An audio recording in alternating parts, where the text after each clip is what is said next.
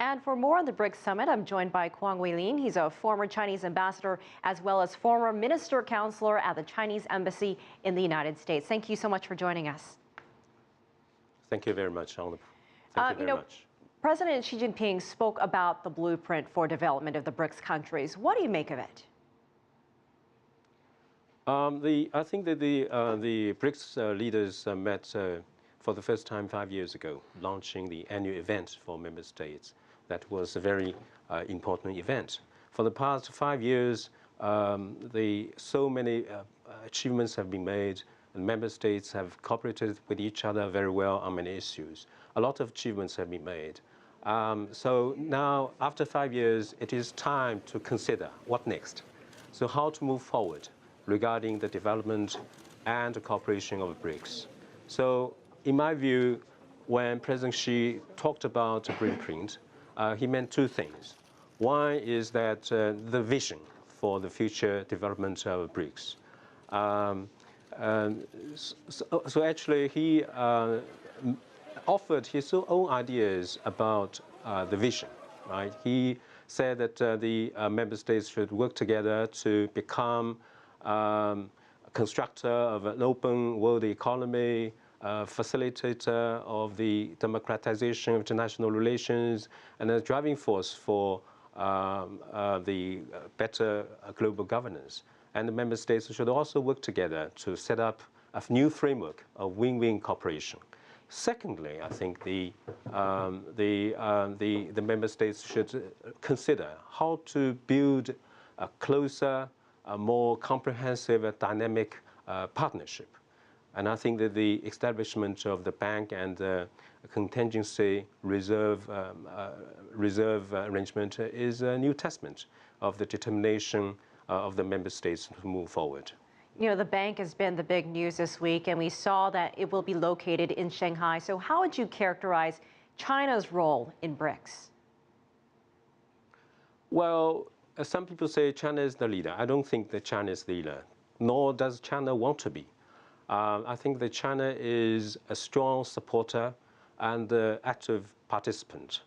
And China wants to be a facilitator in the cooperation between member states of the BRICS. China wants to work together with other members to do more to facilitate the development as well as the cooperation of BRICS. And China wants to see a bigger role by the BRICS in the world, because as the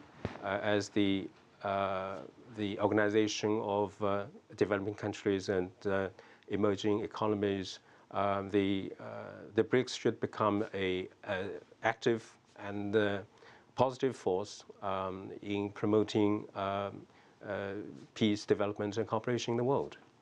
You know, some reports say the establishment of the bank is to counter Western-held finance, and it's something that Dilma Rousseff said earlier, that they don't want to be dependent on the World Bank anymore. Do you agree? No, I don't think I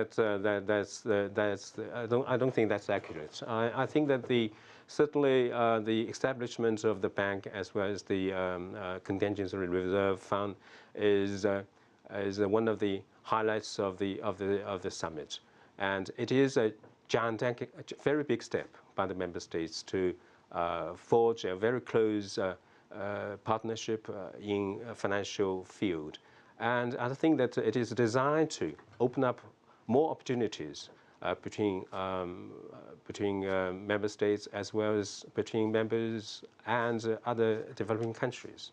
And certainly, I think that the bank will work with and coordinate with other major international financial institutions. So in the long run, I think that the bank will play a very positive role and do good to strengthening global financial institutions. What would you say are your expectations and final takeaways of President Xi's Latin America visit? Well, certainly this is the President Xi's second visit to the region since he took office. I think that his visit and his meetings have three implications. I think one is that it shows a new focus of China's foreign policy. You know, for the past few years, our relations with Africa and Asian neighbors have grown rapidly.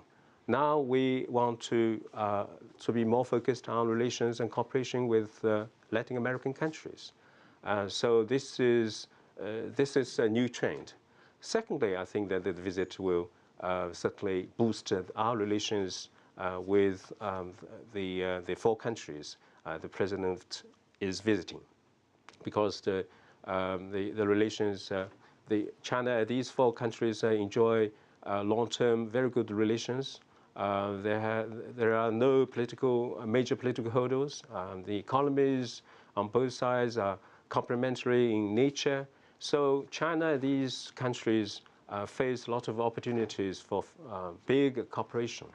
And I think that his visit to these countries will open a new chapter in our relations with the two countries. And what is more, during his trip, President China and the four countries will sign a lot of cooperation documents and work out plans for future cooperations. And lastly, I think the visit signals a trend in terms of China's relations with Latin American countries. You know, this is the first summit meeting between Chinese leaders and Latin American and Caribbean leaders. This is something new. I think this is a landmark event that people should take note of. And I would hope that this sort of meeting will evolve into the same forum as China-African Cooperation Forum, and serve as a platform and a bridge between China and these countries. In a way, I think, in a word, I think that the President's the visit and his meetings with his leaders will boost our relations with this region.